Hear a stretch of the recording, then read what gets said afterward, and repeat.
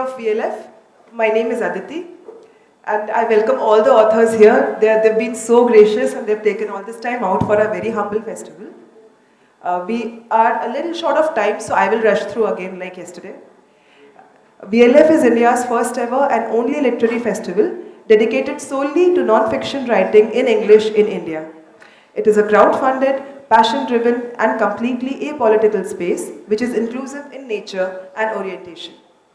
Our theme this year is inclusion, and yesterday we truly and fully celebrated the spirit of inclusion. We learnt about the forgotten soldiers of the Indian freedom with P. Sainath. We spoke about how we can save India's water with Mridula Ramesh. We discussed dreams and delusion in Naxal country with Ashutosh Bharadwaj. We examined the divide between South and North with Neelkantan R.S. And we learned how to smash the patriarchy with Sindhu Rajsekharan. In our previous festival, we celebrated V authors, and we have celebrated them through our run-up events in order to encourage non-fiction writing in the region and to truly be a platform that honors the voices of Vidarbha. Yesterday, we celebrated the guardians of knowledge, the irreplaceable librarians of Nagpur city, and we celebrated them again today. We will also welcome a V author today, right after our co-chair's address. Our co-chair is Mr. Jitendra Nayak, who is seated in the center. Jitu is an engineer from MIT who started his own company, Seals Private Limited in Nagpur, in technical collaboration with Economos Austria in 1995, and then started Minar Hydro Systems Private Limited in 1999. He's an avid social worker, and most recently he has raised funds and crewed International Ultra Cyclist of Nagpur, Dr. Amit Samarth, in Race Across America in 2017 and 2021. I would now request Jitu to please address our readers. Good morning, dear readers. Thank you, Aditi, for that introduction and for keeping it short. Welcome, Rana Safiji and Pratik Banerjee. Welcome. I'd like to keep it short because I think we are running short of time, but I'll run through whatever I've written. So to transform communities, we must become capable of embracing diversity and working towards equity and inclusion. That is what courageous, creative, and compassionate people do. I've gleaned something on this from the internet, so I'll just quickly read it for you. Equity entails but it's very pertinent. Equity entails an intentional focus to reduce disparities in opportunities. I think the key word is opportunities. Experiences and outcomes for all members of society. Equity is expressed in a commitment to address historical and current manifestations of social bias and exclusion, including the ways in which social arrangements disadvantage some groups and legitimate others. Inclusion means belonging to an environment in which people are welcomed, accepted, and connected to one another, which most of us privileged people can do and should do. Community members come together in friendly, caring, and authentic ways and have opportunities to participate in community life and its ongoing evolution. And in diversity, which is the third tenet here, which I'm talking about, is the sum of the ways people are both different and similar. Diversity has many dimensions that intersect in a wide variety of ways. These dimensions include race, ethnicity, gender, sexual orientation, language, culture, religion, mental and physical ability, class, immigration status, and so on. But I would like to now extend this inclusivity or inclusion and extend this definition to some of the less privileged people of a society. And my area of work and concern is people from the BPL, so-called BPL, below poverty line. I'll come to that a little later. Yesterday, I had a nice conversation with Sharif Rangnekar on privileges, and he triggered me into thinking about this. So what are our privileges, and how can we embrace these three tenets of diversity, equity, and inclusion? Let me say for myself. I'm an educated, upper middle class, English educated from so-called civilized society with good connections in the society. Have all those things which, classify me as in the upper echelons, house, car, so on, holidays, restaurants, cinema, etc., etc. But what do I see around me? And how many of us are really in this strata? What do I see around me? most and many of my countrymen have only some of these privileges, and maybe none of the above.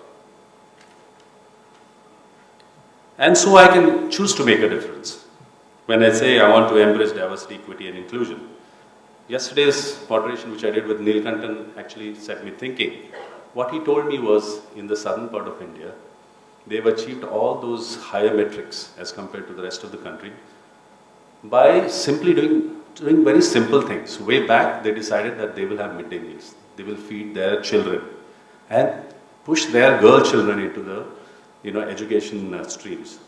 What they did was, girls who were educated knew how to look after themselves. So their IMR, the metrics on infant mortality rate, the maternal mortality rate, and all those things improved drastically. And what they achieved in 30, 40 years was amazing. They are already in the path of progress. Some of the metrics are comparable to what we have in Europe. And it's no longer a problem for them of putting children to school. It's now what they're looking for is geriatrics.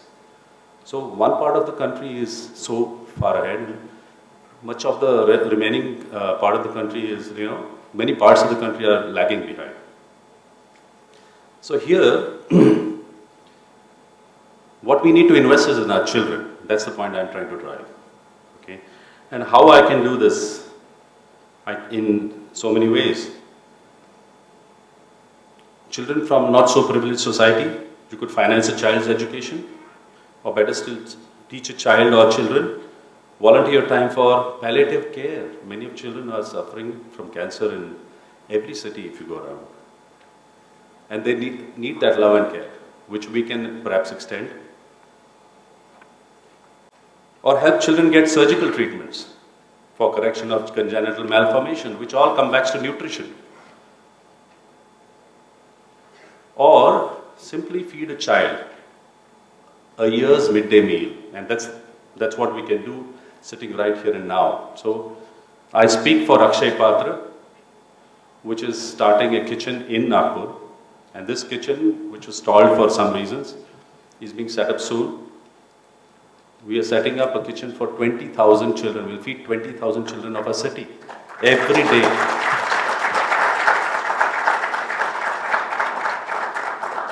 Thank you.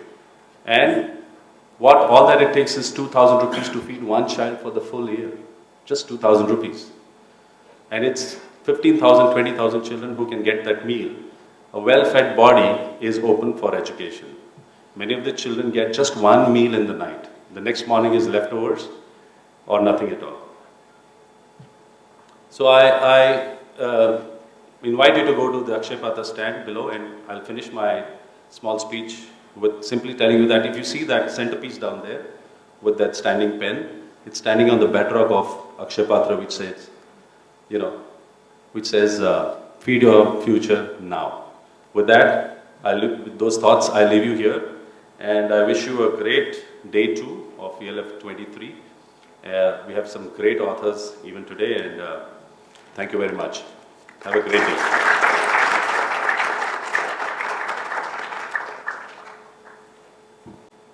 Thank you, Jitu. Jitu is officially one of the kindest men I know. So next up is Dr. Prantik Banerjee. He is one of the most popular lecturers of Nagpur. He teaches English. He's an English professor. He is a widely published writer. He's first and foremost a guide and mentor to thousands of kids. His publications include 6 books, 10 book chapters, 41 research papers in peer-reviewed journals, and his writings have been published in several anthologies. Prantik, please address our readers. And asked the teacher to be very brief. So unless he gags me and handcuffs me and pulls me, when was the last time you read a book cover to cover without visiting the loo? When was the last time you took a book to bed or dog-eared its pages? When was the last time you lost a book or stole someone's book? When was the last time you scribbled something on the margins of the pages? I ask you because this is a festival of books, and I thought I'd draw your attention to the very thing that we hold in our hands, and that is the book itself, to make you think what a book is, or what a book was, or what a book is, and what a book is becoming. I feel it is important here because a book has a material history. It has a discursive narrative of its own, what we call paratext. A book has paratext. And by paratext, I mean a book has a cover, a book has a jacket, a book has a blurb, a book has a foreword, it has an afterword, it has acknowledgements, sometimes it has an appendix. And each contributes aesthetically and organically to what a book says and what it means to a reader. So it's like, while a book tells a story, what story does the book's cover tell? In recent times, there has been much talk about the death of the book. In fact, last year I read a book by Jeff Gomez. The book was titled, "Print is Dead, Books in Our Digital Age." So is the e-book obituarizing the p-book? Are books really dying in the age of social media? I mean, while we were yesterday at the lawn and getting roasted there, thank God for this change of venue. I mean, if you look behind, you would see a selfie corner. So what is a book becoming in the time of the selfie? We know that a selfie is a virtual way of both publicizing, circulating, and putting yourself up there in social media. But who is a shelfie? Shelfie, I say. So a shelfie is a picture of you with your bookshelves posted online. Insta, FB, name it. So if the selfie is a fetishization of yourself, then the shelfie, you remember that she sells, well, I'm getting tongue twisted there. So if a selfie is a picture of you, a spectacle of yourself, then a shelfie is a spectacle of you with your bookshelves. It's a kind of a narcissist barter with the economics of social media attention.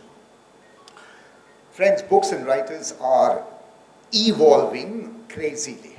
And so, thanks to the immersive interface technology of a Kindle or a Nook or an iPad, as an avid book lover, the most exciting thing that I can remember from my college days, and that goes back to the Jurassic Age, is like, the pleasure and the excitement of finding a great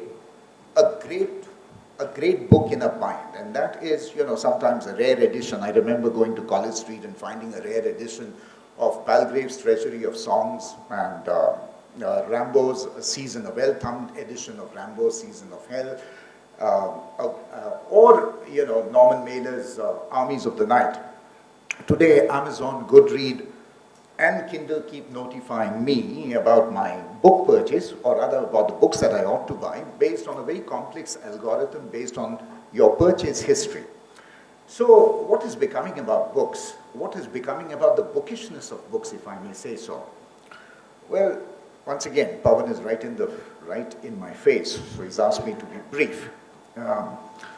Let me put quickly 3 points about the festival theme, and that is we are celebrating literature and inclusivity. So let me begin by saying that VLF is a festival for all, a celebration of all. In fact, the halls, notice how the halls, the 4 halls of this venue are named. Wonderful. Right now we are sitting in Banyan. The other, Banyan, Kalpvriksh, rich with Krishna's myth, puffed with national pride. Or Mimosa, what a wonderful, nice little name, Mimosa, a word that plants the root Greek word mimos, which means an actor or a mime, with the feminine suffix osa. Or take, for example, the humble tambourine, which is all about, yeah? Is this my voice echoing or what? All right. Yeah, I did brush my teeth. So, or the humble tamarind, which we're talking about superfoods today, and the humble tamarind. So, I mean, friends, these are the spaces. I find the names very symbolic of the festival theme itself, one of inclusion. So you think of Banyan and you're thinking of the big narratives, the big themes, the mega narratives. You're thinking of democracy, you're thinking of Akbar. And then you were talking about tambourine, which is all about superfoods, right? So these are the spaces that we are engaging with. Books on themes, big and small, queer and quaint, but engaging nonetheless. So we are reading books on Bollywood baddies and the Bullet Royal Enfield, which is as engaging as those on Akbar and Ambedkar. Most importantly, for me personally, as a book lover and a teacher, the conversations around these books are the ones about breaking walls, bridging gaps and binding people together. So, and I congratulate the VLF team, the entire VLF team, for so thoughtfully curating this event, bringing so many divergent and disparate voices all on the same platform, but all of them speaking with one accent, the accent of inclusion. Friends, these are scary times for writers. And I say this from a quote by Salman Rushdie. These are scary times for writers, but I believe my life has returned to very normal again, said Salman Rushdie 2 weeks before he was stabbed on stage in New York. We live in incendiary times, don't we? War, terror, climate change, refugee crisis, and of course the threat to writers. So living in a climate of such precarity, of such precariousness, today's writers are writers, I feel, who are desperately seeking for new metaphors for the malaise that we are in, even a new syntax, even a new grammar or a new syntax for our embattled selves, and of course new forums such as VLF to speak and to be heard. And in such toxic times, therefore, I believe that the overarching theme, once again, of VLF 2023, nonfiction for inclusion, is something that resonates with all of us, all those who uphold the freedom of expression. We know that literature is something that speaks. We know that literature is something that speaks for the voiceless. It is the literature that tells untold tales. Ruta is doing this, so I get the, yeah. A quick 1 minute more. Yeah. So Maya, I sort of remember Maya Angelou, who once said there is no greater pain than bearing an untold story inside you. And friends, if a story dies within us, then I think that's the saddest thing that can happen. Because with the story, with the death of the story, the artist dies, the writer dies, and culture dies. And we all are, we sort of, I had thought of actually bringing in a few points, but I guess with time running out, I can only do a Shankar Mahadevan breathless act here, right? So if you're not there with me, well, I think we are still talking about literature and language and its inclusivity. And so when we ask, as some of them asked, why is VLF only about English writers? Okay. So because there's a literary fest happening for everybody, for everyone, somewhere or the other. Because right now, even as we are speaking, we are gathering here, there is a Akhil Bharatiya Marathi Sahitya Sammelan that is happening in Wardha. Only yesterday, as reported in the news, the state government announced that it's going to dole out 25 lakhs for organizing the next Marathi Literary Summit. Guess where? They said on the borders of Karnataka. So on whose borders will VLF organize the next edition? Friends, the divide between mother's tongue and the former colonial master's tongue is as old as the politics of language. So as simple lovers, we are simple lovers of language and literature, and I feel the kind of despair that sometimes we feel is the one that is so well expressed. And forgive me for bringing in poetry here in a literary festival that celebrates nonfiction.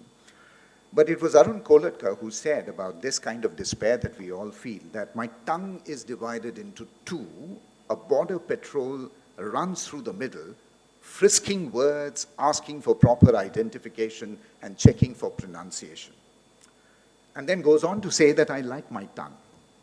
Divided as it is, I like my tongue. It says what feels right. It writes what feels right. And so finally, what's the best indicator of a LitFest success? Those are the back rows especially. Many of the young minds, how many young minds does it draw? Sachin, in the morning we were talking about how many footfalls we have. So VLF is no doubt for everybody, but I think especially for young minds. We want the spaces of VLF to be packed with youngsters. My own students are here. We need students who love books, not just Facebook. So we need young minds. We need young minds that hunger for the very thing that VLF promotes. What it says on your homepage, a culture of independent thinking and fearless articulation. In short, a culture where the mind is without fear and the head is held high. So let ignited minds ignite the stage. Frankly, dear readers, the road to a culture of bookishness starts from VLF, because it is VLF that launches landmarks and makes milestones. Thank you, VLF, for including me in this memorable Adda. The first day was already great. The second day promises to be an equally stupendous success. Thank you so much. Thank you.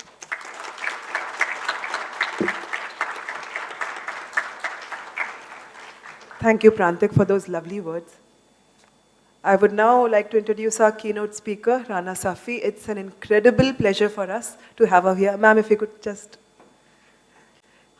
She's a historian with a deep love for verse and passion for culture and heritage. She's written several fascinating books, and she has revived ghazals through being a founder and moderator of Shire on Twitter.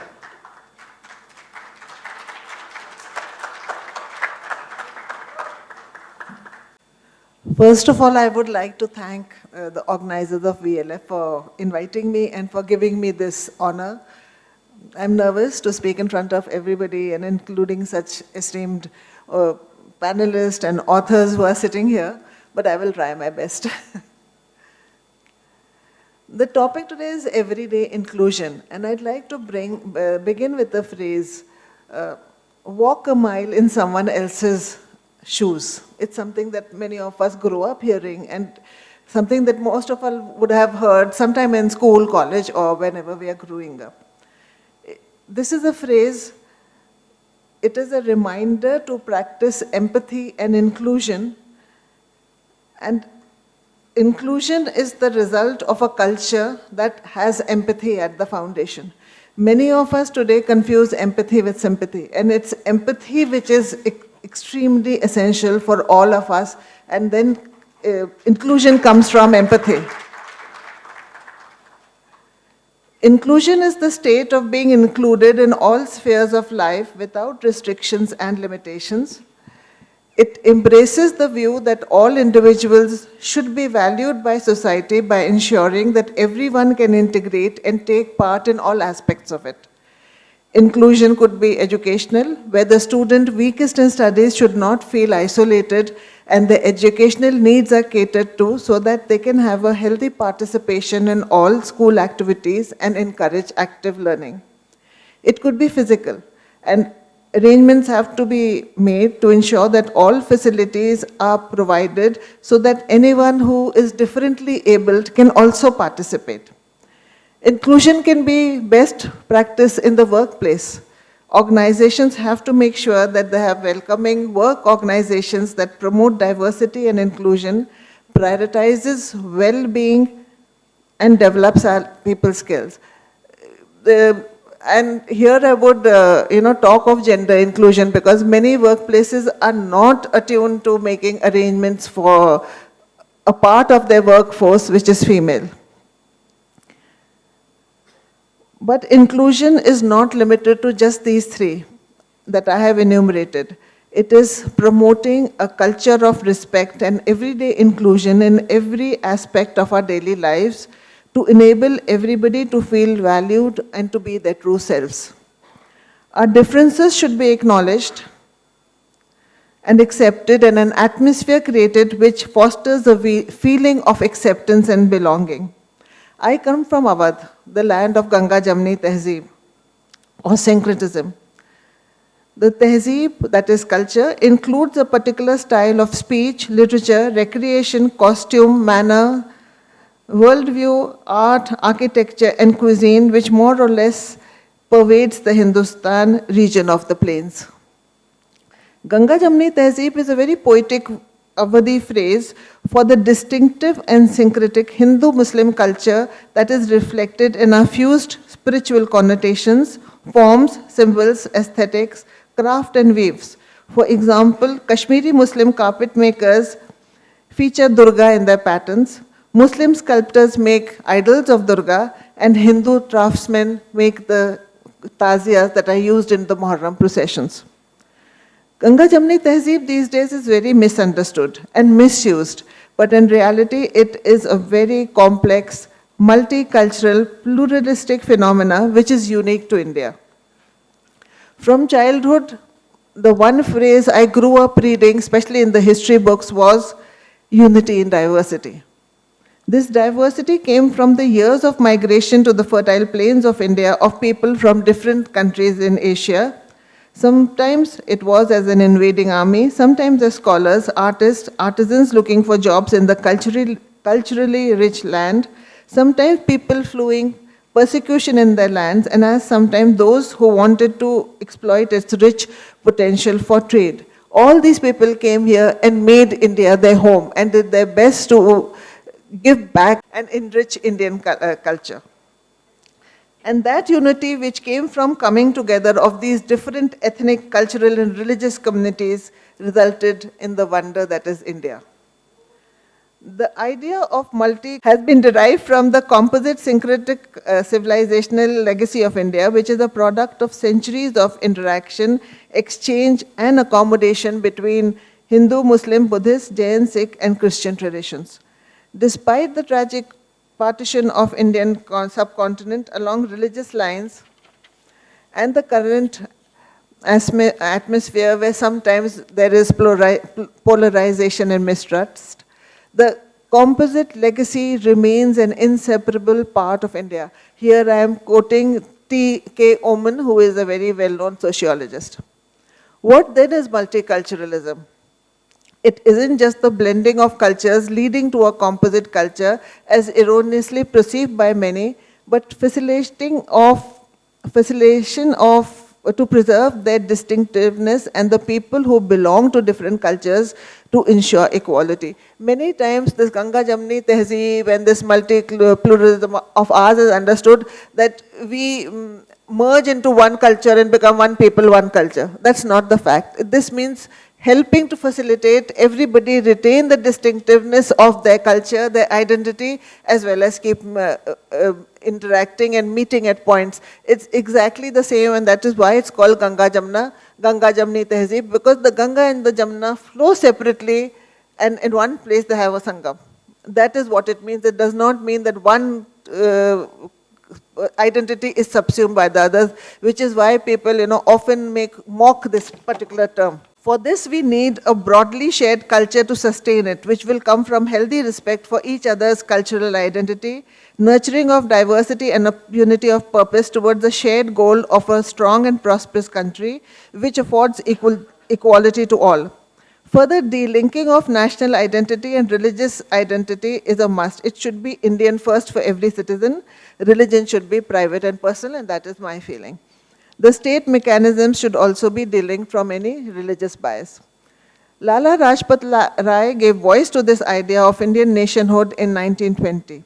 And I quote him, "The Indian nation, such as it is, or such as we intend to build, neither is nor will be exclusively Hindu, Muslim, Sikh or Christian. It will be each and all." According to a 1992 survey, there were 4,634 communities in India. It was the interaction between these communities which gave impetus to our unique composite culture, which is called Ganga Jamni. The seed of these were sown in ancient India with Sarv Dharma Sambhav, which literally means that all dharmas, truths are equal or are harmonious with each other.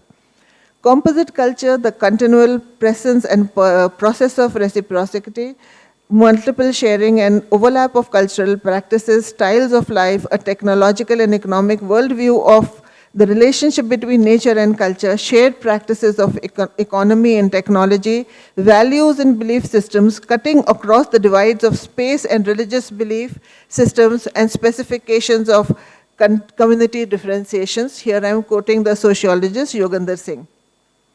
These communities, while cherishing and preserving their own cultural religious identities, participated and shared freely and spontaneously in the customs and cultural activities of other communities.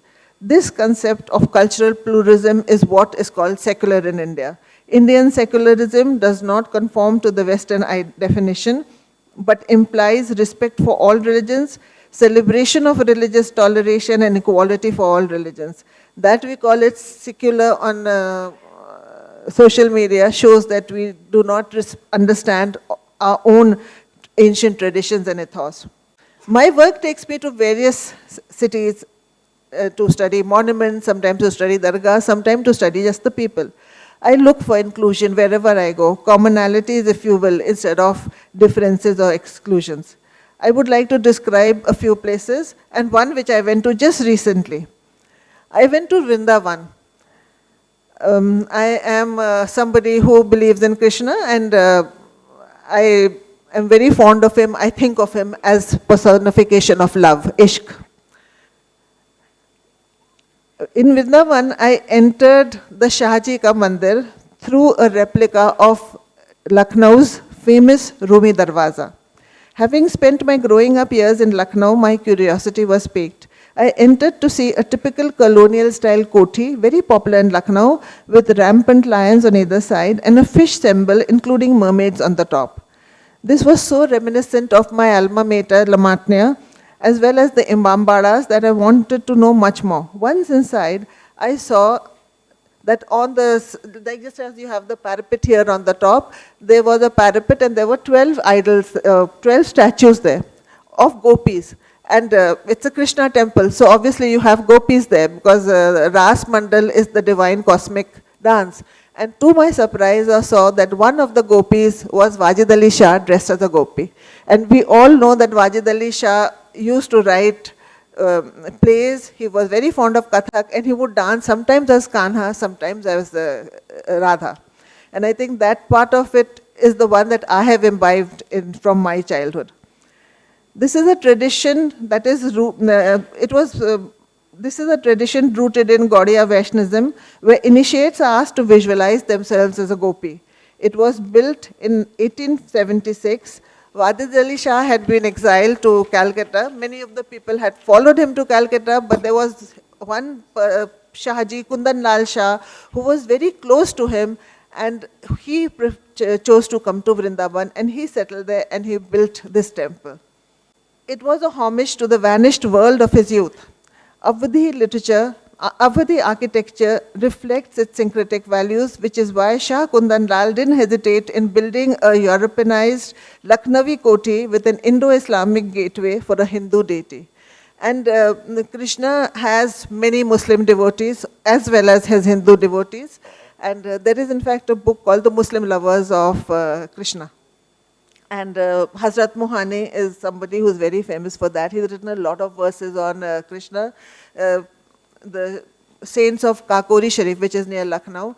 Again, people who have written, many, many volumes on Krishna and their love for Krishna. And one of them, Mohsin Kakorvi, when he was coming from Banaras to Mathura, he wrote, Samte Kashi se chala hai janebe Mathura badal. That from Kashi, that is Banaras, there is a cloud that is coming towards Mathura.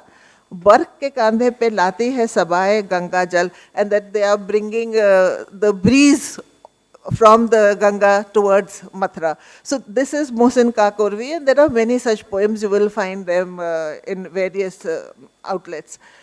And I'd like to mention here something that my grandfather was, and his ancestors before him, that is at least for 3 generations before him, were the Diwans of Kashi, Banaras state of Kashi Maharaj.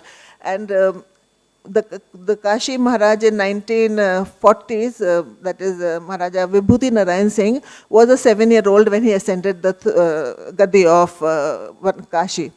And it was my grandfather's job, in which he did because as the Diwan and as somebody who was also as kind of a guardian for him, to send Ganga Jal to Mayo School where he was studying, because the Kashi Naresh could only bathe and drink Ganga Jal. So this is the culture that we have been brought up in. Similarly, we see the Kamal and the Kalash in Jama Masjid and in the nearby Prachin Jain Mandir. Both except for the scale, the domes are identical. If Qutub Minar has inscriptions invoking Vishwakarma, Chittorgarh's Vijay Stamp has Allah written on it. As Kabir Das ji said, "Moko kahan dhoondo re bande, main to tere paas hu." And it is this doha of Kabir Das ji that resulted in the name of my book, In Search of the Divine. As I set off in search of the divine, I encountered the welcoming spaces of dargahs, which were the most democratic and inclusive spaces that I have been to. Everyone comes there as a seeker to ask for something, irrespective of their class or faith.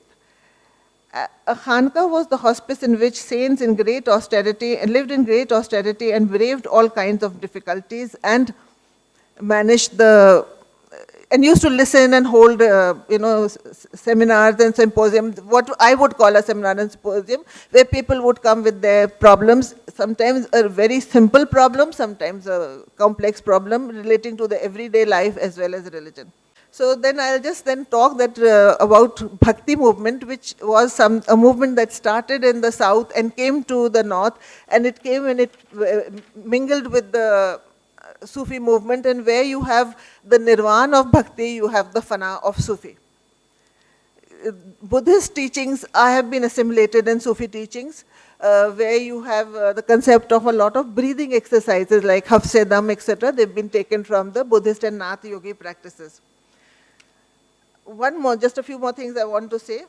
When I have my session with Parvati, I'll talk a little more about Dara Shikoh and how he compared Wahdatul Wujud, which is a very key concept of Sufism, to Advaita in the Veds. Something very concrete, how do we practice everyday inclusion? To understand this, we must understand what is exclusion and how we see it all around us, and how we build up biases consciously and sometimes subconsciously. The first step is to understand our biases. Biases are beliefs that come from thoughts. While we attach to our thoughts and beliefs, especially those around identity and demographic, it becomes difficult to accept any other point of view. Our minds will always look to find ways to confirm our own biases and reaffirm our beliefs. A small example. I order a box of assorted donuts and choose my favorite, that is chocolate. I hand the box around and immediately decide that anybody who chooses the plain is very boring, somebody who chooses strawberry is frivolous, and somebody who chooses sprinkles is frivolous, and somebody who chooses strawberry jelly is just plain bad taste.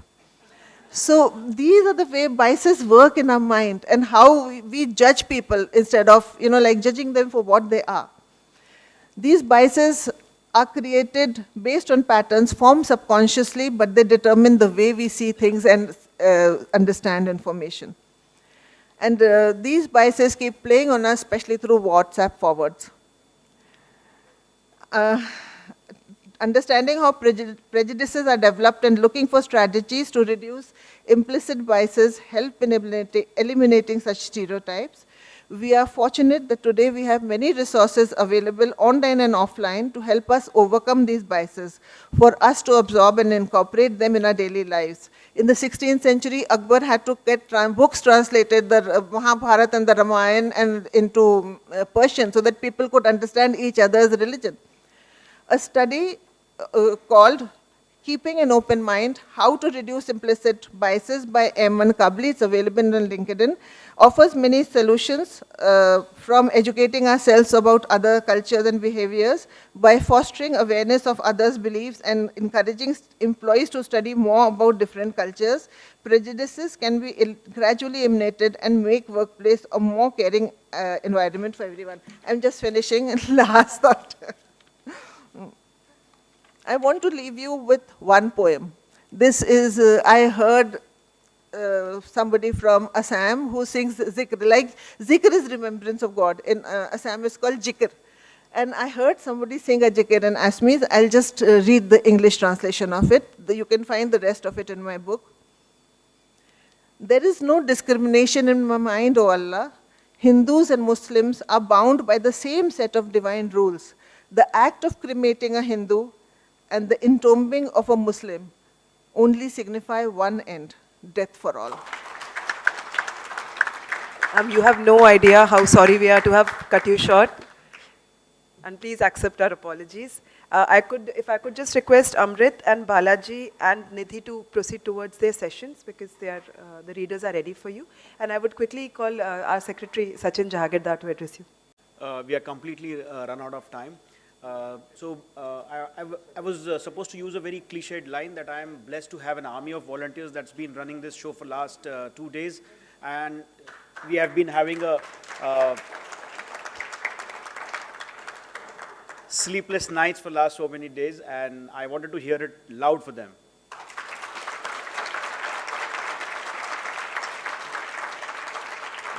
Thank you. Thank you. I have been interacting with all the authors, and in one voice they were saying that, they are extremely hospitable, and, they made sure that your transition is hassle-free from the landing to arrival to the venue and everything. So that is all. And the last thing, I wanted to say this quickly. That the festival